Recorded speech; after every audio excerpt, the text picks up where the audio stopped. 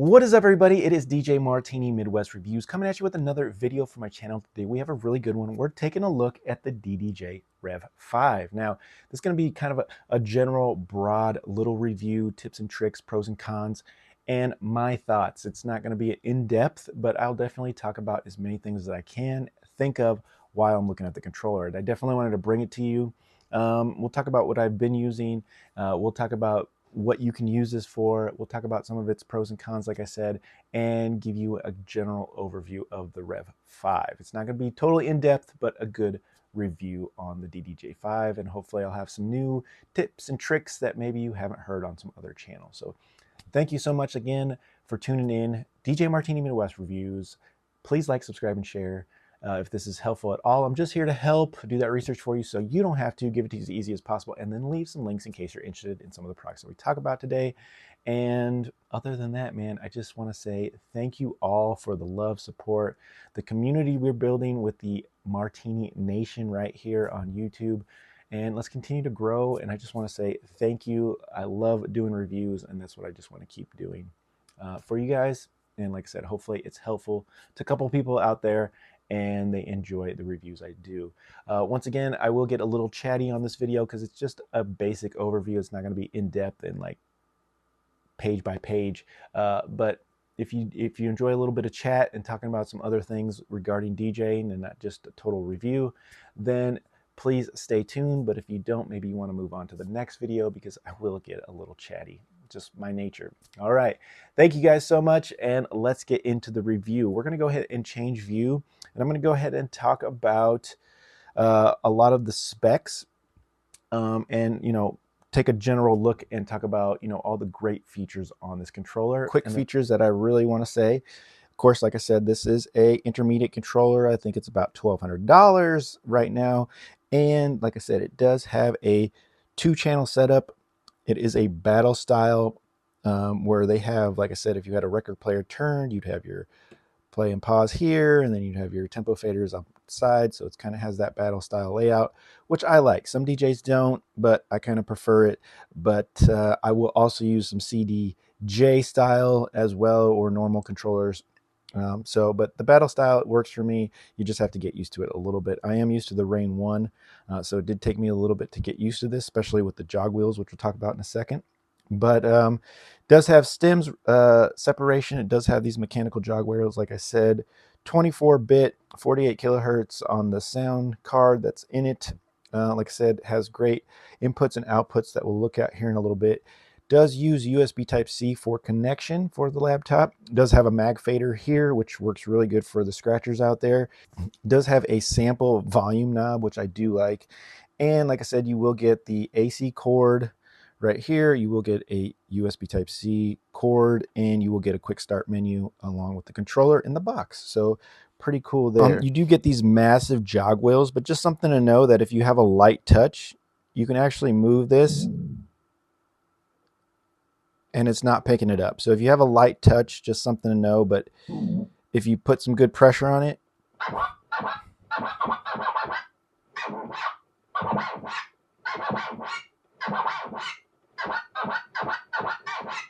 so you can get some good scratching on it, but like I said, you just kind of have to adjust your touch, and that's something to get used to. I was used to the Rane ones and I didn't have any issues with that, but with this controller, you definitely have to put some pressure on it for it to pick you up for sure. You did see that I was able to kind of move it and it's not detecting me right now. So just something to point out on this controller. Now, I do love the size of the jog wheel. I do like the adjust. So if you like doing spin backs, you can definitely get that done with this controller, and you can also adjust it, See? So you can get some good adjustment on it. Another thing people like about this is the stems on this. It does have multiple places where you can use stems, and we're going to show you all those, but one is here. You can use all your stems. You have vocal, melody, bass, drums, but you can also put it on hot cues, scratch bank, sampler, saved loops. So yeah, multiple places where you can use different things. Auto loop, you have your in and outs here for your auto loops. You have slip, sensor, your keys. You have your library search bar, and you can load and go back as well. Auto BPM transition, which we'll go into in just a little bit. Sync, key lock, your range, and of course, tempo fader up top. It is mirrored the same on the other side, like I said, in that battle layout. But in the mixer section, you do have really nice up faders. They do have some tension, so you're not going to be using those too much to scratch, in my opinion, but the mag fader is lovely for scratching. I'm pretty novice in scratching, so I need a lot of work, but it is good for practice so far that I've been using. I do like the up 3-band EQ, master, booth, your beat adjustment for your auto BPM, trim. You do have your selection over here, so if you wanted to use multiple laptops, you could, or switch in the club. That would be nice. You do have high filter, low filter on a knob here, but you can adjust that with 4 different things depending on what software you're using. You do have your locks here. I do like that you can stack FX. So with 2 things playing, you could stack up to 6. With 1 playing, you can do 3, but you could stack all 3 FX, which is nice. Very cool there. The toggles are nice, like I said, and then you have your, level right here. Shift button, parameter buttons on the. Once again, so stems, like I said, you can use over here. You could use stems on the 3-band EQ, and you can also use stems right here. And you see that we have play pitch, piano play, stems, scratch bank, sampler, saved loop, roll, and hot cues all there. And the shift is cool to get you to all those. Other than that, it's mirrored on the same side. Let's go ahead and take a look at the front real quick. You have your mic level right here.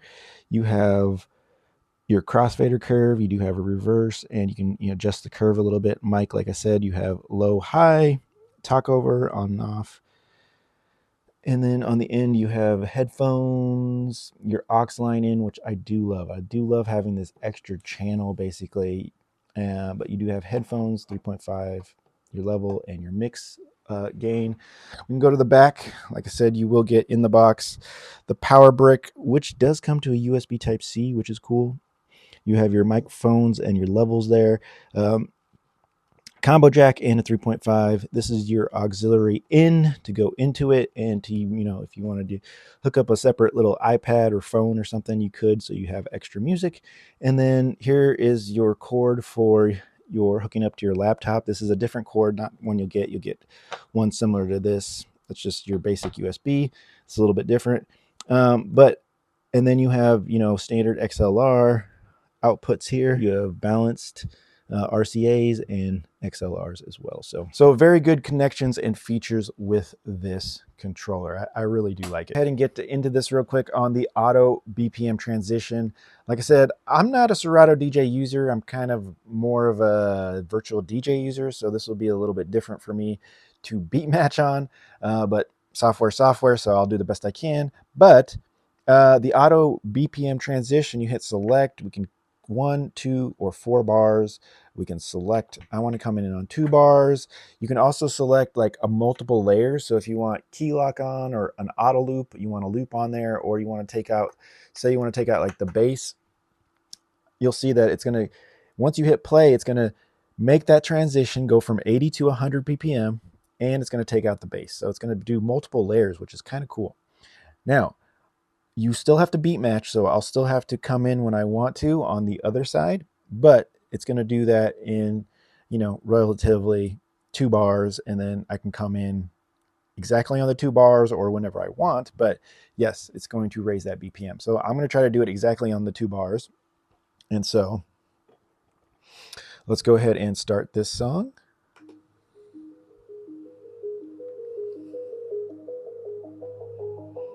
Then we're going to go ahead and speed it up once we hit some beats. Do you remember how you held me then? Now you got me reaching out. And do you see you got me falling again? More times than I can get out.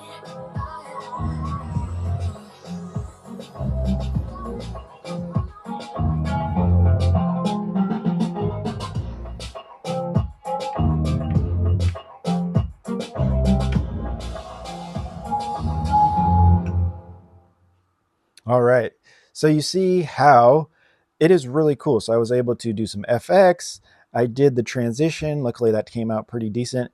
And it went from 80 BPM to 100, transitioned, and we're all good. So pretty cool technology there. I do like that we can stack multiple, like I could stack 3 FX and get all kinds of crazy sounds with that as well. Very cool. I love that. Another thing I want to show you. All right, so you see I have like a little piano clip here, and if I hit the shift and I go to pitch and play here,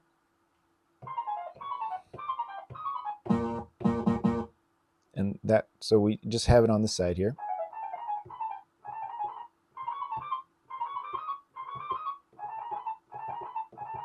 You can get really cool pitch techniques that you can get. I really like the piano play here for this one, and I can go.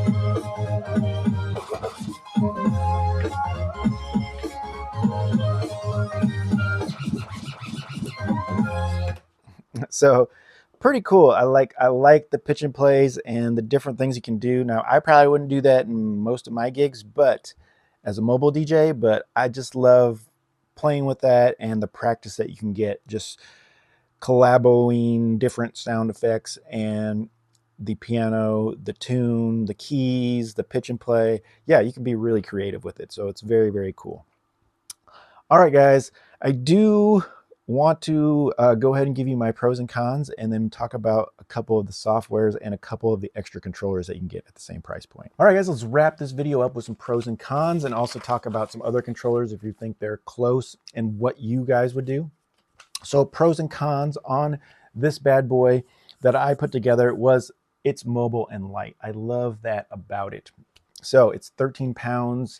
I can put it in a case and it's around 15 pounds.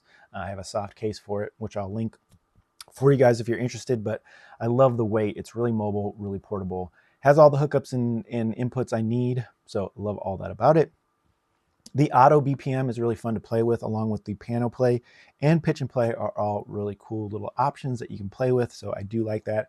I like the DAC on it with the 24-bit, 48 kilohertz. I mean, pretty standard around most upper DJ controllers, but I do like it. I think it sounds fantastic. I love the option on the hardware here to the software that you can stack FX.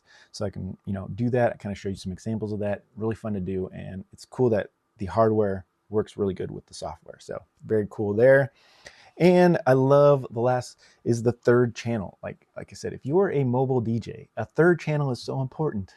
So if your laptop crashes, you can still be playing music really fast on a mobile device like a phone or a tablet or an iPad, whatever you got, even another laptop. So very cool to have the third channel. I love that integrated in these controllers. I wish a lot more would do that, and always have that extra auxiliary channel is really cool. Backups on backups, it's good to have as a mobile DJ. A couple cons that I want to go into really quick, and one is the build per se. It's a great build, it works really good, but it feels a little plasticky. Like the whole controller is plastic, the jog wheels are plastic, and they just feel a little cheap in my opinion. I'm kind of used to that Rane One where it has the metal body, the metal platters, everything feels real sturdy, and I wish we could get a controller like that from Pioneer DJ that's in the intermediate price range like this. And the Rane One, you can get the original one for the same price as this. So not the MK2, but the original one. So it would have everything but the stems preferences. So yeah, it would be a good option backup for this if you want to practice scratching or whatever you want. The Rane One is still one of my favorite choices right now. Another thing on the cons is the drift, and it's not really drift, honestly. It's just the pressure that you're putting on these jog wheels. So you have to put the exact amount of pressure every time on the jog wheels. If you go really light, you see me moving my hand and nothing's happening. So you have to put pressure on these for them to work right. And so that could be, if you adjust that pressure sometimes and you maybe are a little bit lighter or softer on sometimes, then you can lose the place on your song. You'll have to adjust a little bit if you're scratching, beat juggling, practicing, whatever. And that's an issue for me. But anybody can practice and practice and practice, get used to that, and you'll have no problem. But I just want to put that out there that I did have some issues sometimes with it. So practice, practice, practice, you'll be fine. Another thing is no FX hardware built in. It's only going to your software. I've seen cheaper controllers out there that have at least a few built-in FX. Wish this had it, but it doesn't. So that's just being picky. But one thing I wanted to point out, and I think that's about it for that, for the negatives on it. Other than that, I'm pretty happy with it, actually. Another thing I want to point out is just like, so if maybe you want to upgrade or downgrade this particular controller. So I just put a couple options out there really quick, and I'll show you some pictures real quick. But the FLX GT from Pioneer is $800 used and about $1,100 the same price as this. So you can pick that one up. It's just really similar to this controller. It still has some BPM effects and some other effects that are kind of cool, a little bit older, but it definitely of value. If you don't use a lot of stems and you're not interested in the stems yet, the FLX GT is a good option for you guys to check out. I did have one. It wasn't the GT, but it was an older FLX 6, and I really did like it. I almost felt a little bit more comfortable on it than this one, but I'm starting to get used to this one. Another thing, the FLX 10, if you want to spend a little bit more, it goes all the way up to $1,700. You can get one used for $1,500 on Amazon warehouse deal, but you will spend a little bit of money. But that one is a true 4-channel mixer. This one is not true 4-channel. You have buttons to go to channel 3 and 4, but you don't have the controls for the 4 channels. So it's not true 4-channel in my opinion. And I didn't talk about that a lot, sorry. But yeah, I don't think this one's a true 4-channel, but the FLX is, and it also has, a better construction, a lot more things going on with the decks. You actually have like built-in LCD screens with a lot of information and all kinds of extras, but it will cost you an extra $500. And if you want a true 4-channel controller, in my opinion. So that would be an upgrade as well.